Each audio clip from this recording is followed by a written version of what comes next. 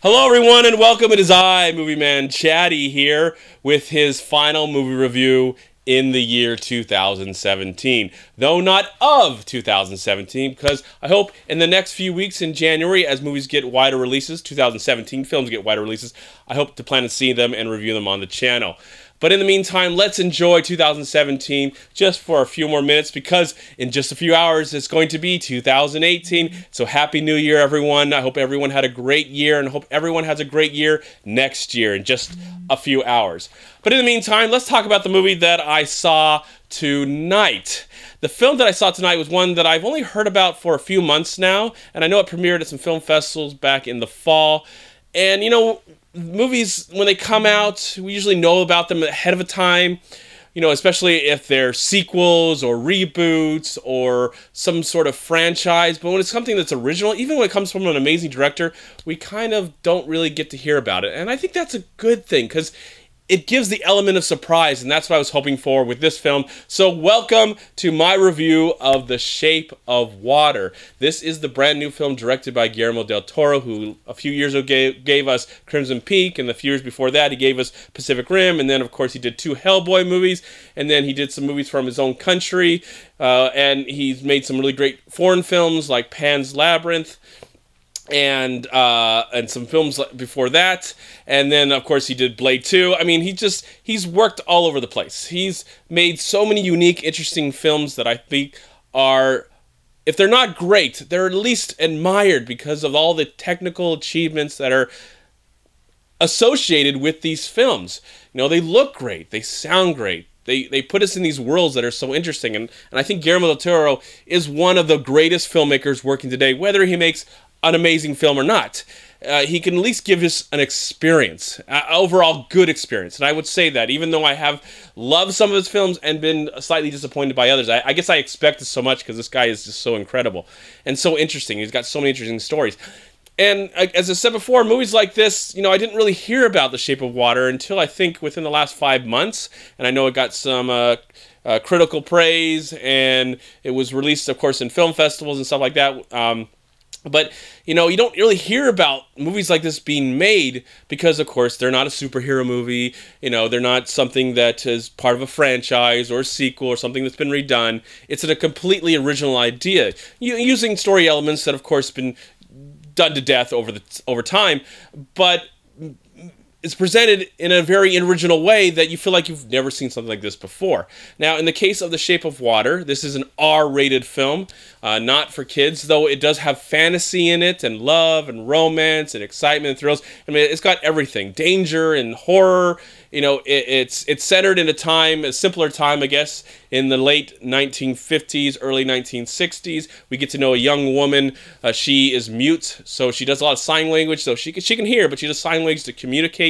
And she's played by Sally Hawkins. And she works, she's a maid, or I should not say a maid, a cleaning woman, along with Octavia Spencer, in this government facility. Now, Sally Hawkins' character has a neighbor played by Robert Jenkins. He's like an artist. And then there is a government man, the government man, who's brought in this interesting creature. That government man is played by Michael Shannon. And this interesting amphibian kind of creature is played by the great Doug Jones, who has, of course, worked with Guillermo del Toro many times in his films. And sometimes we really don't get to see him. He's always there in front of the camera. He's almost like the Andy Serkis of practical, you know, creature effects. You know, where we have Andy Serkis is always on screen, but he's then turned into a CGI character, and we have Doug Jones who's playing. He's in costume or in makeup as he's playing this really weird creature that's coming to this place. And also there's someone else. There's a few more people I probably forgot to mention that are in the film. It's a very colorful cast of characters, and it's an interesting setting somewhere in America. And what I admired about this movie from the beginning, especially from the trailers, is just how it looked. You know, and you expect that from a Guillermo del Toro movie. It just looks exceptional. I love how wet everything is. It's like they just hose down the set. Every time they make a movie, it feels like they hose down the set. It's just so shiny and and even though it's dreary and dark, it is somewhat bright and colorful. Very green. This movie felt very green to me.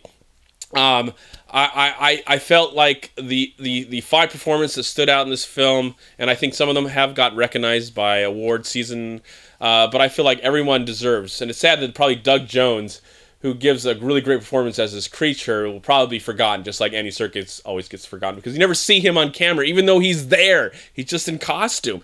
And it's wonderful, this practical, beautiful effect. I couldn't tell what was CGI and what was not. I'm imagining maybe some of the water effects were CGI for the most part, even though maybe those were enhanced with CGI effects. For the most part, I think this movie is probably like 99.9% practical effects. That's just how it looked, with the great set design and stuff like that. But let's talk about the performance. Sally Hawkins, if I said Sally Jenkins, because I got Richard Jenkins. Sally Hawkins is, just one of our finest actresses today, and she's so interesting. I've really enjoyed her performances over the years and all the characters she's played. This one is one of the most complex because it makes you feel like you're watching a silent movie every time you're around her. She's just more expression with her face and how she reacts to things and stuff like that, because she never really speaks. Richard Jenkins is very sad and interesting, and I really cared about his character. He's one of our greatest actors ever.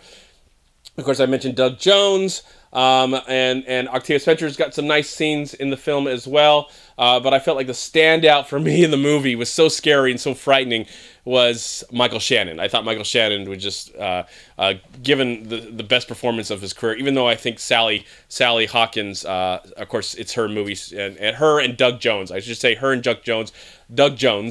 Not Chuck Jones. Her and Doug Jones kind of have this wonderful chemistry throughout the film, because where the movie goes and all this stuff. I mean, this movie, it could be classified as character-driven, a little bit of horror, a little bit of danger, lots of love and romance. It's a very unique romantic love film that I don't know if we've ever seen something like this before, and that's kind of cool to think about. Very interesting, but music's great by Alexander Duplass, great cinematography. These are all movie, elements that work great in this film. Everything looks like you can actually walk around. There's like these beautiful sets. I imagine we're hopefully either built on or added on, whether it's, just all real or maybe some CGI effects that's scattered around.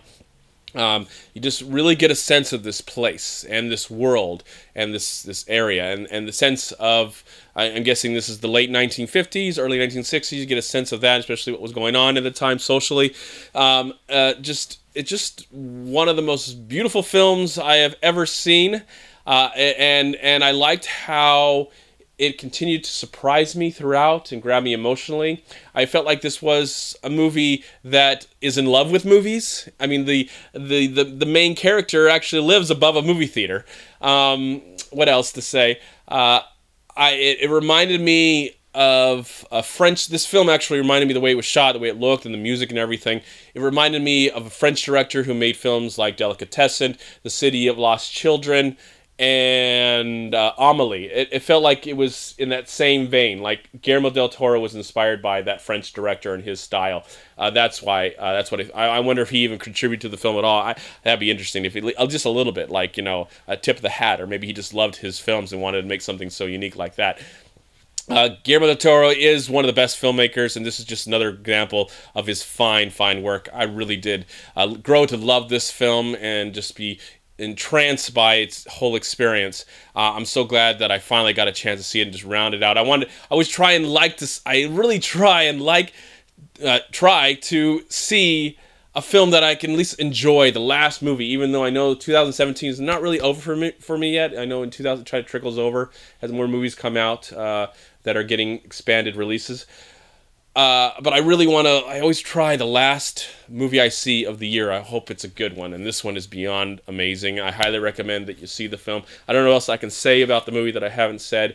It's just stellar filmmaking. It's simple storytelling. No, it's not a difficult movie to follow. It's very easy to get into and complex and interesting enough to carry you through, and the characters are great, and the chemistry, and how beautiful it all ends up, and I just really felt myself captivated by the ultimate film. So I want to know what you thought of The Shape of Water. If you had a chance to go see it yet, let me know in the comment box below. I can't really think of anything I didn't like about the film. Maybe over time I might have some more initial problems, but right now I think the film is near perfection when it comes to... It's a film that loves film, loves storytelling, loves characters, loves you, the audience, appreciates you, wants you to come and see it, and give you something you've never seen. You know, when we go to the movies, we see kind of the same movie every time, and it's always something maybe that's based on a book, or based on a true story, or based on a comic book, or based on something that we've already seen. And this was something that we have never seen.